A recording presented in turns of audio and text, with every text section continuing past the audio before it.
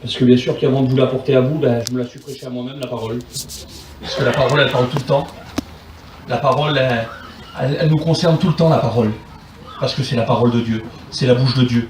Et tout ce qui sort de la parole, ça concerne chacun des chrétiens qui sont là. Amen. Gloire à Dieu.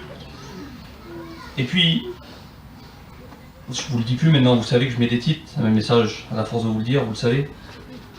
Et puis le titre que j'ai mis ce matin, j'ai mis bien garder ce que Dieu nous donne pour s'éloigner des choses de la terre. Et puis, vous avez vu cette semaine, je ne sais pas pour vous Seigneur, mais pour moi cette semaine elle était longue terrible. Je vous le dis franc, j'ai trouvé la semaine longue.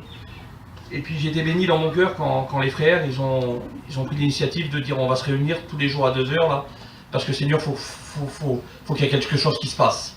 Puis le nounou l'a dit, Seigneur, on aurait dit qu'il y avait un certain fardeau, une certaine lassitude qui s'avait mis cette semaine-là. Et puis dans mon cœur, je vous le dis franc, c'était comme ça. Et puis Seigneur, je vous le dis devant Dieu, c'est vrai. Ma compagne elle est là et puis elle dit Seigneur, t'es pas bien. Elle dit qu'est-ce que t'as? Elle dit t'es pas comme ça d'habitude. Elle dit même la bouboune me l'a dit, elle dit je te vois, t'es pas comme d'habitude. Et puis en vrai, quand elle m'a dit ça, ça me faisait quelque chose dans mon cœur parce que je disais Seigneur, regarde, je dois apporter ta parole dimanche. Et puis Seigneur, on dirait que je suis pas bien dans mon cœur. On dirait que je suis en miettes. Et puis Seigneur, le Seigneur parlait dans mon cœur et puis il me dit regarde. Il dit regarde comment c'est quand tu montes pas la garde. Regarde comment c'est quand tu prends pas garde. Et puis je voudrais qu'on lise un texte dans la parole du Seigneur. Et ça se trouve dans Habacuc au chapitre 2 au verset 1. Il nous dit je me tenais à mon poste. Et je me tenais sur la tour. J'étais à mon poste, excusez-moi. Et je me tenais sur la tour. Je veillais pour voir ce que l'Éternel allait me dire. Gloire à Dieu.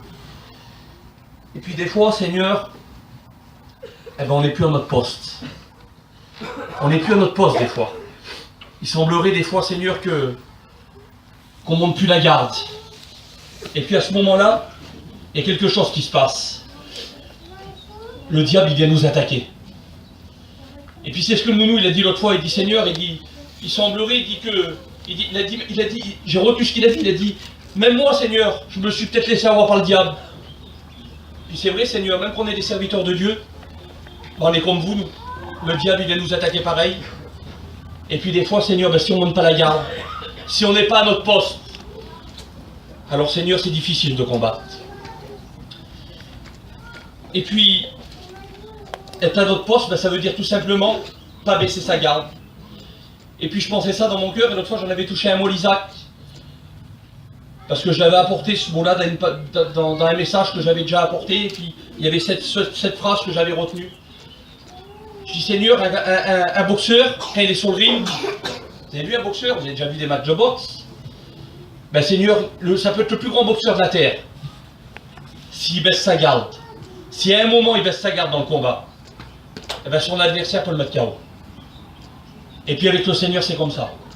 Avec le diable c'est comme ça. Si on ne monte pas sa garde, si on n'est pas à notre poste comme Dieu le veut, alors le diable il vient et puis il frappe. Et puis il nous met KO. Et puis une fois qu'on est par terre, Seigneur, c'est difficile pour se relever. C'est difficile pour combattre. Parce qu'on a baissé notre garde. Et puis Seigneur, on doit veiller. On doit être des vaillants soldats. Des personnes qui veillent.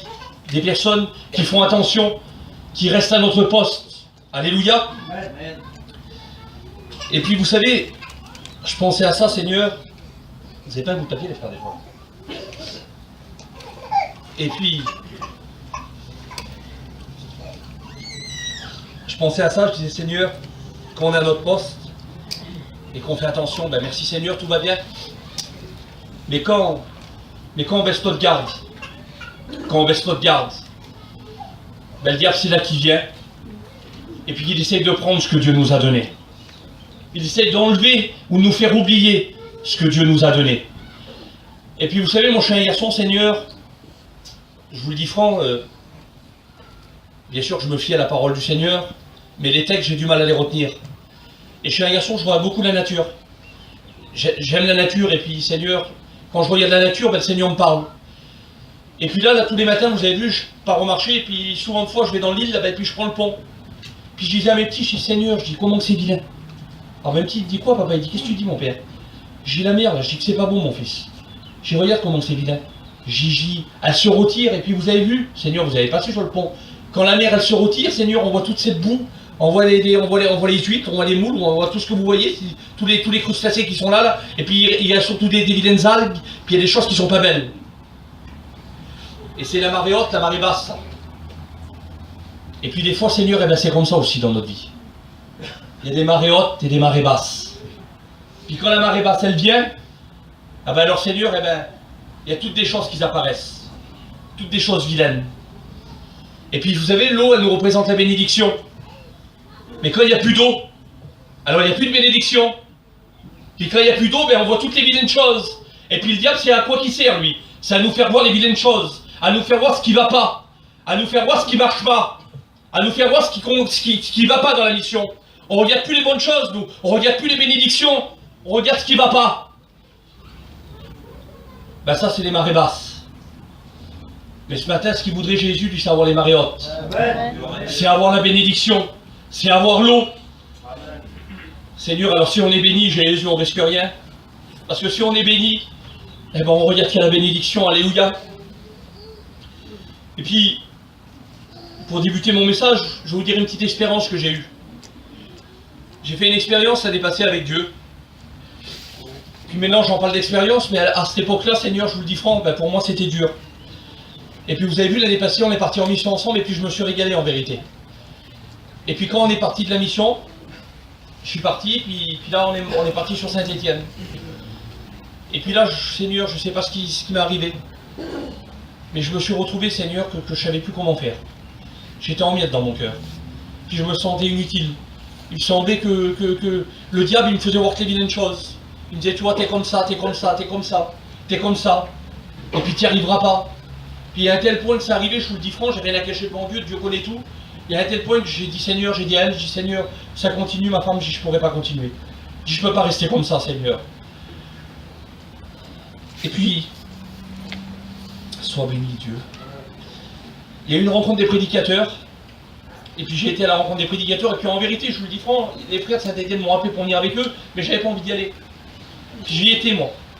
Ils m'ont dit, viens avec nous, il dit, tu vas voir, il dit, le Seigneur va nous bénir. Puis j'étais avec eux. Et puis là, je ne sais pas si vous le connaissez, c'est le frère Gershom qui a prêché. Et puis Seigneur, en vérité, je ne m'attendais pas que ça soit un jeune frère, parce que c'est un jeune frère, Gershom. Je ne m'attendais pas que ça soit un jeune frère, je m'attendais à un ancien. Et puis Seigneur, quand j'ai su que c'était Gershom, j'étais pas déçu, pas du tout, parce que je sais très bien que Dieu peut se servir de lui. Mais voilà, je ne m'attendais pas à lui, tout simplement. Et puis là, il a prêché sur quelque chose.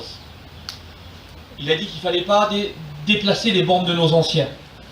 Et puis il a dit, voilà, il y a deux hommes à l'intérieur de nous. Il dit, il y a l'homme charnel et l'homme spirituel.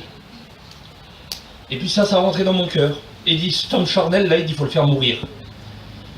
Et puis moi, à ce moment-là, je vous le dis franc, à ce moment que j'étais sur ma chaise, là, j'étais en train de me dire, Seigneur, que je n'avais plus de spirituel.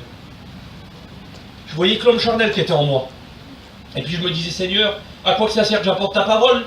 Parce que Seigneur, eh bien, il semblerait que le charnel, que le spirituel, il n'y en a plus. Il y avait la marée haute, la marée basse, vous comprenez? Je voyais que la marée basse, moi. Je sentais qu'il n'y avait plus d'eau dans ma vie. Je me sentais asséché. Et puis, Seigneur, c'était tout sec à l'intérieur de moi. Et puis la parole de Dieu m'a parlé. Puis elle m'a dit, il faut faire mourir l'homme charnel. Il faut que l'homme spirituel prenne le dessus. Puis à combien c'est important, Seigneur, que notre vie spirituelle prenne le dessus sur notre vie charnelle. Alléluia. Et puis je vous le dis franc, j'ai reparti de ce lieu, ben Seigneur, en vérité, ça a changé ma vie, ça a changé mon cœur. Quand j'ai revenu chez moi avec ma compagne, on s'est mis dans le camping, puis je vous le dis franc de mon Dieu, j'invente rien ce matin. Je veux pas là pour me faire voir, c'est pas le but. Mais ça faisait longtemps que moi et ma compagne n'en avait pas prié ensemble. Puis ça faisait longtemps aussi qu'on n'avait pas été remplis de Dieu. Et puis là, ben Seigneur, ben je vous le dis franc, on aurait dit que quand on priait, la prière elle ne dépassait pas le tour du camping. Et puis là, on a prié le Seigneur. Et puis le Seigneur, il est venu nous a visités. Comment c'est dur, ça a réjoui mon cœur, je ne peux pas vous dire comment. Et puis à ce moment-là, j'ai dit, Seigneur, à combien il ne faut pas que je baisse ma garde? À combien il faut, Seigneur, il faut que je reste à mon poste? À combien, Seigneur, des fois, Seigneur, il faut dire la vérité, souvent de fois, Seigneur, eh bien, il semblerait qu'on n'est plus à notre poste. On n'est plus à notre poste, mais bien souvent, eh bien, on s'en rend compte, mais une fois qu'on est à plat. Une fois qu'on est à plat, on dit, Seigneur, j'ai pas veillé, j'ai pas fait attention, Seigneur. Et puis vous avez vu cette semaine qui a passé là, il faut dire la vérité, ben, elle a été dure à débuter la semaine là. Elle était compliquée, parce qu'il semblerait, Seigneur, qu'il y avait quelque chose de lourd qui était sur nous. Et puis le Seigneur a béni, parce que Seigneur, on a fait des efforts. On a compris qu'il fallait qu'on soit à notre poste. Alléluia. Et puis, il y a un homme dans la parole du Seigneur qui lui non plus n'a pas fait attention. Et pourtant la Bible nous dit qu'il a été choisi. Il a été choisi. Puis ce matin, si vous êtes là, ben Seigneur, on a fait le choix nous, mais Dieu nous a choisis aussi. Parce que Dieu nous connaissait déjà avant que nous le connaissions. Amen. Et puis cet homme-là, vous pourrez le dire, c'est dans Juge 16, au chapitre 16, à partir du chapitre 16, c'est Samson. La parole de Dieu nous dit que c'était un homme fort terrible. Un homme qui combattait les Philistins. Et la Bible nous dit qu'il avait été choisi dès le départ, lui. Qu'il avait été choisi avant sa naissance. Et puis il va se passer quelque chose. À un moment dans sa vie, Samson, il va baisser sa garde. Il va baisser sa garde, Samson. Et la parole de Dieu nous dit que alors là, il va faire la connaissance d'une femme qui s'appelait Dalila. Et puis vous savez ce qu'elle dit, la parole du Seigneur? Elle dit que Samson va ouvrir son cœur. Mais il ne va pas ouvrir son cœur aux bonnes choses. Il va ouvrir son cœur à l'ennemi. Parce qu'à ce moment-là, Dalila, elle représente l'ennemi. Et puis des fois, Seigneur, eh ben, on laisse l'ennemi rentrer. On laisse l'ennemi rentrer. Puis vous savez, une fois j'ai dit ce mot-là. J'ai dit ça, Seigneur, et puis le Seigneur l'avait donné comme ça. Puis ça va peut-être vous faire rire ce matin. Je disais des fois, vous avez vu maintenant quand on passe devant un magasin ou une boulangerie sur le bord de la route là. Vous avez vu maintenant, souvent, il y a des portes qui s'ouvrent tout seules. Il y a des portes qui s'ouvrent tout seules. Des fois, on ne veut pas qu'elle s'ouvre la porte, mais on passe devant, elle se rouvre. Eh bien, le monde, c'est ce qu'il fait. Des fois, il rouvre des portes. On ne veut pas les rouvrir, nous, mais elles s'ouvrent devant nous. Et puis, Seigneur, une fois qu'elles sont ouvertes, eh bien, des fois, l'ennemi vient puis il rentre. Et Samson, c'est ce qu'il a fait, lui. Samson, c'est ce qu'il a fait. Sûrement qu'au départ, il était comme ça, Samson. Il arrivait et puis il disait, je risque rien, moi. Je risque rien, parce que je sais que je suis fort. Puis des fois, tu es comme ça dans ton cœur ce matin. Tu te dis comme ça, toi, moi je suis fort, je risque rien. Mais voilà Samson. Dalila est venue. Et elle l'a séduite. Et puis vous savez, le monde, il ne nous attire pas par des vilaines choses. Il nous attire par des belles choses. Et surtout, il nous attire parce qu'il nous concerne. Vous comprenez? Il ne peut pas m'attirer par l'alcool, moi j'ai jamais bu de ma vie. Il ne peut pas m'attirer par de l'alcool, mais il va m'attirer parce que j'aime. Et puis, j'ai mis attirer dans le monde parce qu'il pourrait dominer sur nous. Et la convoitise du péché. Mais voilà. La solution, c'est Jésus. Amen. Et Jésus, il a dominé le péché afin de l'anéantir. Amen. Alors nous, Seigneur, on a juste à lutter, à ne pas baisser la garde, à rester à notre poste. Et là, Jésus va nous bénir. Alléluia. Gloire à Dieu. Et puis, il y a un autre homme dans la parole du Seigneur qui, lui, Seigneur, quel bel exemple. Cet homme-là, c'est Job. Vous connaissez tout Job, alléluia. La Bible nous dit qu'il était intègre et qu'il était droit. La Bible nous dit qu'il avait, si je ne me trompe pas, 7 fils et 3 filles. Il avait du bétail, il avait du matériel, si vous préférez, on va dire comme ça. Il avait tout ce qu'il fallait. Et puis, vous savez l'histoire, le diable est venu, et puis il a essayé de l'avoir par tous les moyens. Par la perte de ses enfants, par la perte de son matériel, par la maladie. Et puis la Bible nous dit qu'à un moment, il y a même sa femme qui va se mettre contre lui. Et puis il va lui dire, Job, renie ton Dieu et meurs. Ça doit être dur, Seigneur. Je me mets à la place de Job, bon. Puis je me dis, Seigneur, comment ça devait être dur, il avait perdu ses enfants, il avait perdu son matériel. Alors vous allez me dire, oui, s'il avait perdu ses enfants, le matériel c'était rien. Et puis bien sûr que c'était rien. Mais c'était un tout. Là, le diable était en train de venir et de l'attaquer de partout. Imaginez-vous que Job, il aurait baissé sa garde, lui. Imaginez-vous que Job, il n'aurait pas été à son poste. 2 minutes. Comment qu'il aurait fait pour surmonter? Comment qu'il aurait fait pour combattre? Mais la Bible nous dit qu'il était intègre et droit. La Bible nous dit que chaque matin, il allait et il faisait des sacrifices pour ses enfants. De peur, ses enfants ont offensé le Seigneur. Il est bon dès le matin de remettre notre vie à Dieu. Amen. Seigneur, alors si on fait ça, si on reste à notre poste, alors Jésus, comment on va être des vainqueurs ce matin? Amen. Amen. Gloire à Dieu. Et puis, je vous disais tout à l'heure que si on veut garder ce que Dieu nous a donné, ben, il faut s'éloigner des choses de la terre. Et puis, il y a un exemple, un jour que j'ai écouté, j'avais été à l'église des Gadgets, et puis le Gadget faisait le culte, et puis il avait dit cette petite phrase, là, Seigneur, je l'ai retenu dans mon cœur, il avait dit, on doit s'éloigner de la terre, nous les chrétiens. Si on veut grandir avec Dieu, il faut s'éloigner de la terre. Amen. Vous dites pas Amen, Amen. Gloire à Dieu. Et puis voilà, il y a un bel exemple. Vous avez vu une fleur?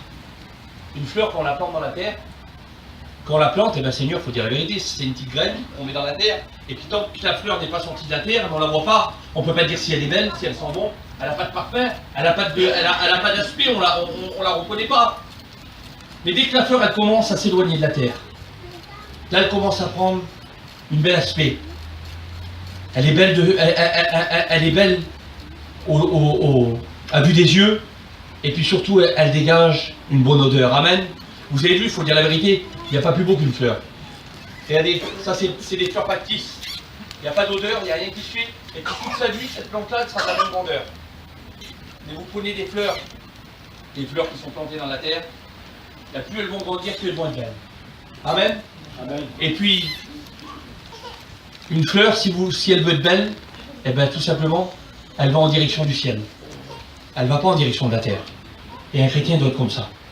S'il veut grandir avec Dieu, ben il doit aller en direction du ciel. Il ne doit pas regarder aux choses de la terre. Si on veut être béni ce matin, il ne faut pas regarder aux choses de la terre.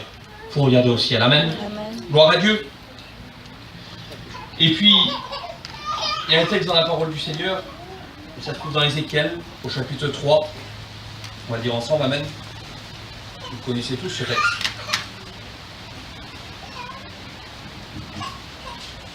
Au chapitre 3, verset 17, il nous dit: Fils de l'homme, je t'établis comme sentinelle sur la maison d'Israël. Tu écouteras les paroles qui sortiront de ma bouche, et tu avertiras de ma part. Alléluia. Et puis ce matin, on est des sentinelles, gloire à Dieu.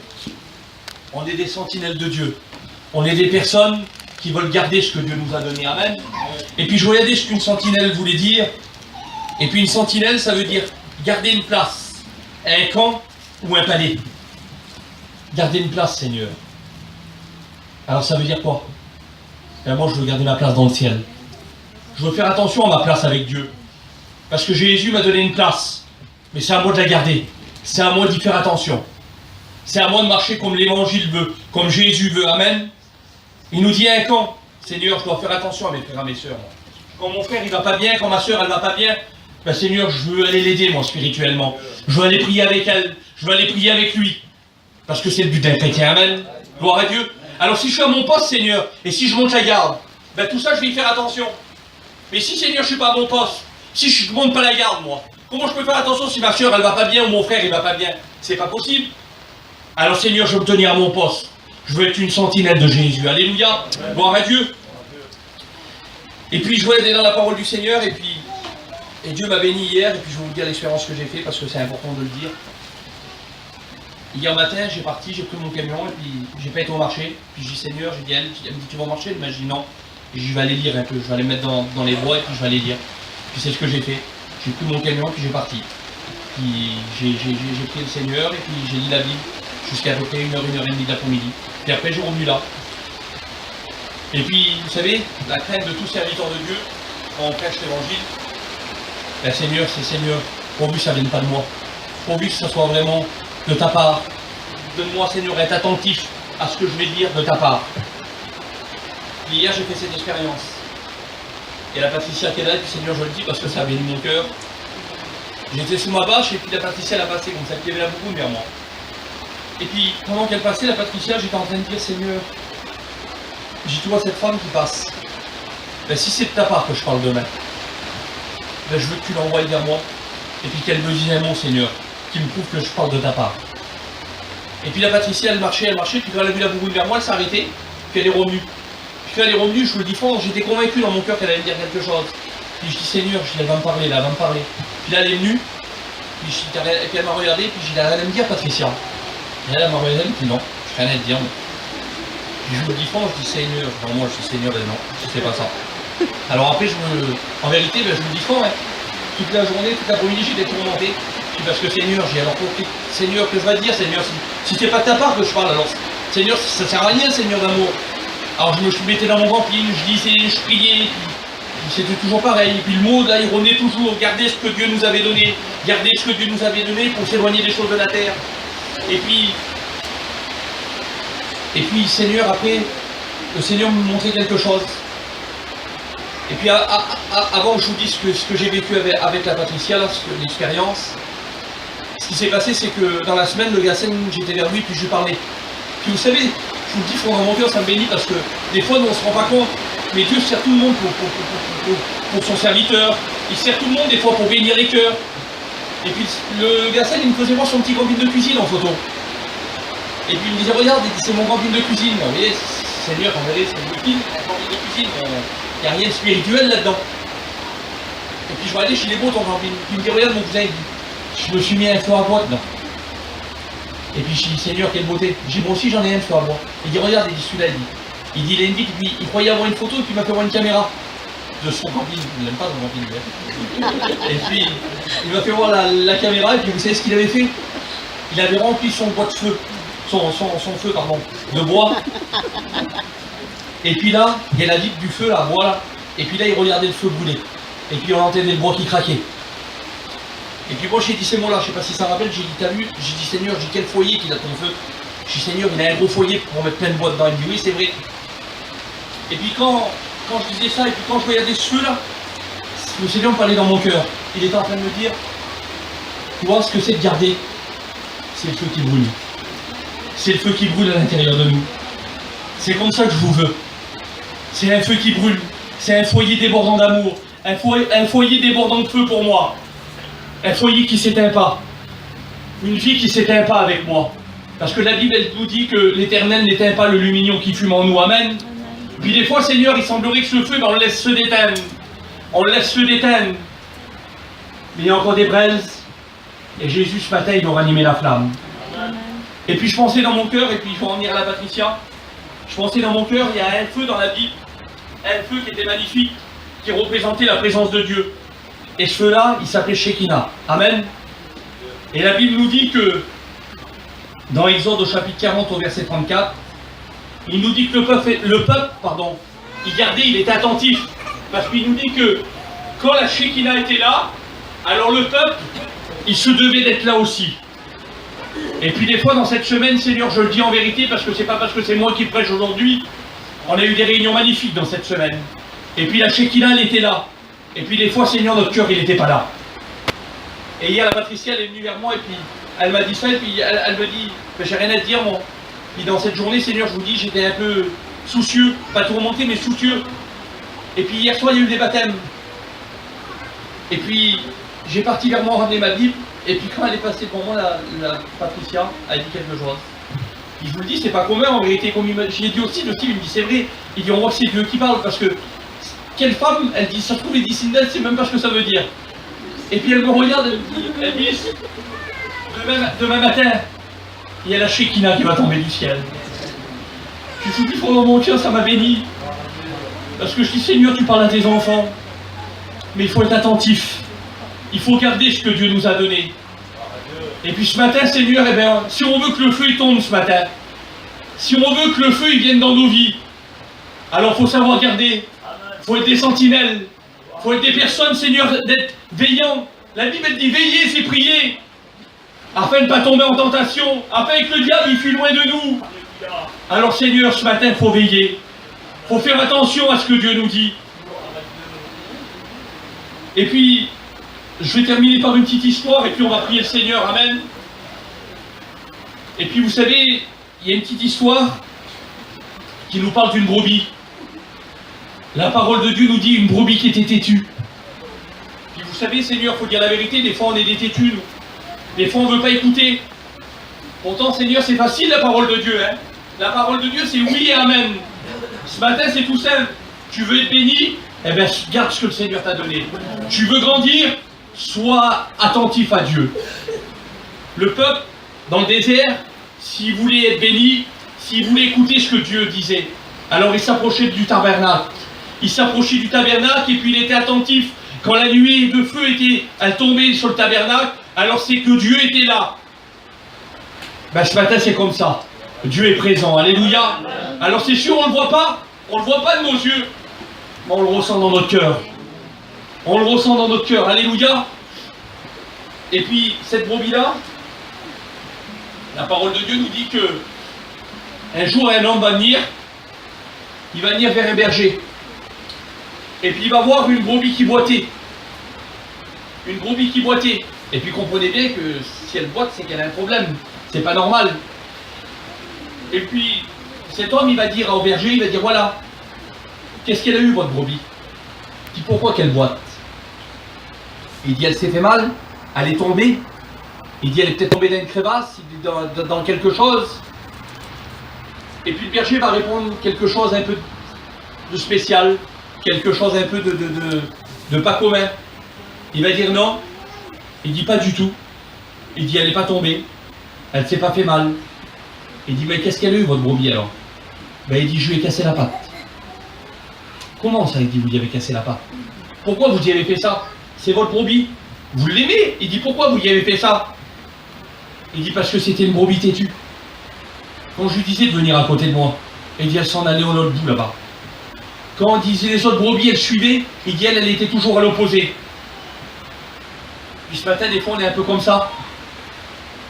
Au lieu d'être parmi le troupeau, eh ben, on a tendance à s'éloigner. On a tendance à s'éloigner du berger. Et puis une bonne brebis, vous savez ce qu'elle fait? Eh bien, elle reste dans le troupeau. Elle reste dans le troupeau et surtout, elle suit le berger. Amen. Et puis, l'histoire nous dit que cette brebis-là, ben, le berger, ce qu'il avait peur, parce qu'il aimait sa brebis, mais ce qu'il avait peur, c'était qu'elle tombe, qu'elle se fasse du mal, qu'un loup vienne, qu'il la dévore. Et puis le Seigneur, lui, c'est ce qu'il a. Quand une brebis, elle s'éloigne, des fois, le Seigneur, il lui fait un peu mal. Mais il lui fait pas ça pour lui faire du mal. Il lui fait ça parce qu'il l'aime. La Bible, elle dit qu'il est un père qui châtie ses enfants. Et un père, il châtie ses enfants, pourquoi? Parce qu'il les aime. Amen, gloire à Dieu. Et puis, ce qu'il a fait, il lui a cassé la patte. Et puis, au bout de quelques jours, ben, ce qu'il a fait, il l'a soigné. Il a pris sa brebis, il l'a soigné. Il a fait attention. Et puis, la brebis, ben, quand elle a vu que le berger, il était là pour lui faire du bien, qu'il était là parce que le Seigneur, il voulait qu'elle soit à côté de lui. Alors, elle l'a compris, la brebis. Et puis, au bout de quelques jours, cet homme-là qui lui posait cette question, il est revenu. Et puis, il a vu la brebis, ben, qui boitait plus, mais qui était à côté du berger. Et puis, il lui a dit, votre brebis est guérie? Puis, le berger a répondu oui. Il dit, elle est guérie. Il dit, maintenant, elle reste à côté de moi. Il dit, elle reste à côté de moi. Et puis, quand je l'appelle, il dit, elle vient. Parce qu'il dit, elle sait que je veux du bien pour elle. Et puis, regardez la différence entre un berger de brebis et un berger de cochon. C'est différent, hein, un berger de cochon. Un cochon, il faut dire la vérité, Seigneur. C'est pas terrible, hein. Et bien, la différence, c'est que le berger de brebis, il est devant. Il est devant, et puis, les brebis, elles suivent le berger. Parce qu'elles savent qu'il va les emmener dans des verts pâturages, qu'il va les emmener dans des endroits où elles vont pouvoir manger de la bonne herbe, se désaltérer, des bonnes choses. Et puis ce matin, comprenez bien que je ne vous parle pas d'un mouton dans les champs. Hein. Je vous parle des brebis spirituelles, amen. Je vous parle d'un berger spirituel. Si on suit Jésus ce matin, si on prend garde et si on fait attention à ce que Dieu veut nous donner. Alors Seigneur, Dieu va nous emmener dans des vallées où il y a des bonnes choses pour nous. Il va nous donner encore des cadeaux davantage. Et puis la différence entre un berger de pourceau, un berger de cochon, eh ben, vous savez ce qu'il fait le berger de cochon, lui? Eh ben, un berger de cochon, je me suis renseigné moi un peu. Il est avec un bâton, je ne sais même pas s'il a fait un pic au bout du bâton. Et puis il est derrière le cochon. Parce qu'un cochon, c'est un peu, comment on dit ça, Seigneur? C'est un peu tête en l'air, voilà, je veux dire comme ça. Il faut toujours que le berger soit derrière et puis qu'il tape le cochon pour qu'il avance. Mais Seigneur, ce matin, ben, je m'excuse, on n'est pas des cochons. On est des brebis du Seigneur, amen. On est des brebis de Jésus, alléluia. Et puis si on veut garder les bonnes choses, si on veut garder des choses, que Dieu nous a données pour s'éloigner de la terre. Alors Seigneur, on veut être des sentinelles. On veut être des personnes qui gardent le feu qui brûle à l'intérieur de nous. Et puis Seigneur, on va le fournir le feu. Alléluia. Ce matin, Dieu va le fournir. Il va donner du bois dans notre feu. Et puis Seigneur, et bien alors Jésus, on va être bénis ensemble ce matin. Gloire à Dieu. Et puis je ne voudrais pas aller plus loin. Je voudrais qu'on prie Jésus ce matin. Amen. Gloire à Dieu. Je te bénis, je te rends grâce, Barodével. Je te dis merci Seigneur pour ces quelques paroles. Peut-être mal dit, mal exprimé, Jésus, mais toi tu connais les cœurs. Oh Seigneur, donne-moi être un vaillant guerrier, quelqu'un qui prend garde à ma vie avec toi, Seigneur. Donne-moi garder ce que tu nous as donné, Seigneur. Donne-moi être une sentinelle pour toi, Jésus, Dieu de la vie. Seigneur, je veux profiter du feu qui est au milieu de nous. Je veux profiter de la Shekinah, Barodével de grâce. Parce que Seigneur, je veux être attentif à ta parole. Béni soit ton nom, bénis mes frères, bénis mes sœurs ce matin, bénis chacun d'entre nous, Seigneur, chaque personne qui est là, Seigneur, tu donnes, Seigneur, un particulier, Seigneur, quelque chose de particulier, tu passes dans les rangs, Barodével, tu animes ce feu dans les cœurs, Seigneur, tu ranimes la flamme, Barodével de grâce, et je te dis merci, Barodével de Jésus, merci, Seigneur. Je voudrais qu'on reste compris, Seigneur, et puis je